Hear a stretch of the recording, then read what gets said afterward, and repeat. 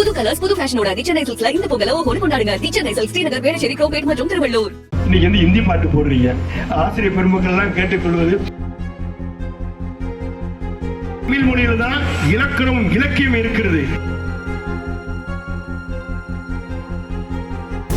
நம்ம எல்லாம் தமிழர் ஒரு ஹிந்தி பாட்டு போட்டார். அதுல எனக்கு ஒரு வருத்தம். ஏன்கிறது தமிழ் மொழியில தான் இலக்கணம் இலக்கியம் இருக்கிறது. ஆக அப்படிப்பட்ட மொழியிலையும் வீரத்திலையும் தலை சிறந்தவன் தமிழன். அப்படியேப்பட்ட தமிழ்ல அடுத்த முறை நான் பிறக்கணும், அந்த இலக்கியம் இலக்கணம் உள்ள அந்த மொழியை நான் கற்று அறியணும்னு சொல்லி அதுக்கான தமிழை பிறக்கணும்னு சொன்னவர் தான் நேதாஜி சுபாஷ் சந்திர போஸ். அப்படியாப்பட்ட தமிழ் மொழி, அந்த தமிழ் மொழிக்கு நம்ம முன்னுரிமை கொடுக்கணும். நல்லா இருக்குமா?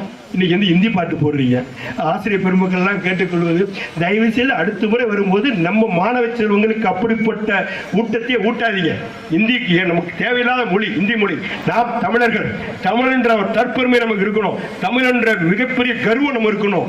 அப்படிப்பட்ட தமிழராக நாம் இருப்போம். தமிழராக தமிழ்நாட்டையும் நம்ம பொறுத்த வரைக்கும் நம்ம எந்த மொழிக்கு எதிரி இல்லை.